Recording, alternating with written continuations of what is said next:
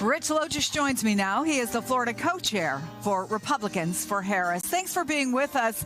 You once told the Tampa Bay Times you had an almost obsessive focus on Donald Trump. So what changed? Well, Chris, thank you so much for having me here. I just want to point out, I watched the last segment that you had with your guests, and I am not aware of any major party presidential campaign who has actually invited into the campaign to directly participate those whom they know are probably going to disagree with some of the policy and some of the style of the campaign. And I think that what that shows is that the Harris-Walz ticket is an inclusive campaign. The Donald Trump campaign is not. It is divisive. And I know that because I worked, unfortunately, for many, many years to help Donald Trump divide. I take full responsibility for that. I hold myself accountable for my actions and my rhetoric. But Donald Trump is somebody who has pitted complete strangers against himself and against others, rather, excuse me. And as I mentioned last night in the video, he is someone who has torn asunder communities and families.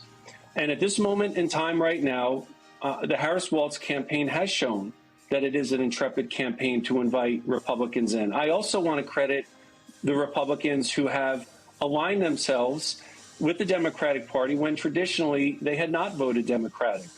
And I think that what it does show at this moment in our history right now is that when we look throughout the entire history of our country, one of the reasons we have made progress, one of the reasons that we have realized gains is because there have been unlikely but necessary alliances that have formed when the moment in our history demanded it. And I think that now is such a moment.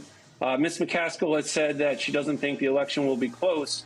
We are not just about an anti-Trump message. We need to make a case to undecided voters, disaffected Republicans, moderates, and centrists that this is not just an anti-Trump campaign. We need to also position where we're going with this campaign to have a pro-Harris-Walz message. And we are committed to showing that the Harris-Walz ticket and all of us, we are going to unite left, center, and right. And there is a place in our party for everyone because this is an election that is a referendum about character and about trust. And I was up close in the MAGA world for many, many years. I still maintain that while most MAGA Americans deep down are good people, the MAGA community itself is toxic. And Donald Trump is not someone who is running because he wants to serve actually as president.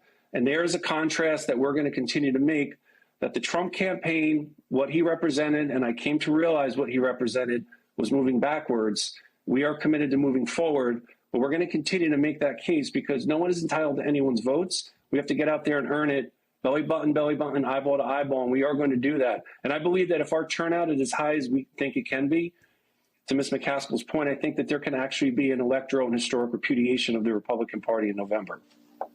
So let me ask you about that, because just a week ago, the group Republicans for Harris had, I think, 73,000 people on a Zoom call, which is a lot. Yes. But there are about 37 million registered Republicans across the U.S. Do you think that the people who were on that call represent a far larger number of Republicans? I do. And the reason I believe that is because I think there are more Americans whom we realize who actually do support country over party.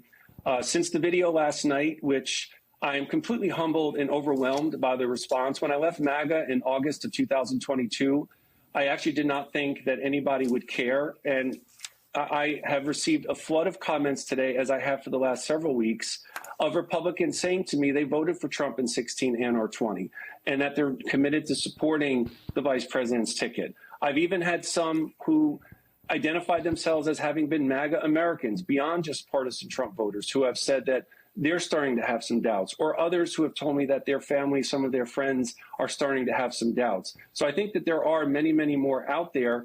But again, it's incumbent upon us to go out and make the case and get this messaging to them that they are welcome in our campaign, because the traditional big tent is one that we are trying to embody. And so I think, Chris, that there are many, many more. We are growing by the day, not just in Florida, but nationwide. And as we start to do more and more events, including the grassroots outreach, I think the Republican Party, who's already paying attention, I think they're going to continue to pay very, very close attention, because I think they know also that we are growing by the day. Rich Logis, it's great to see you, and thank you so much for coming on the program.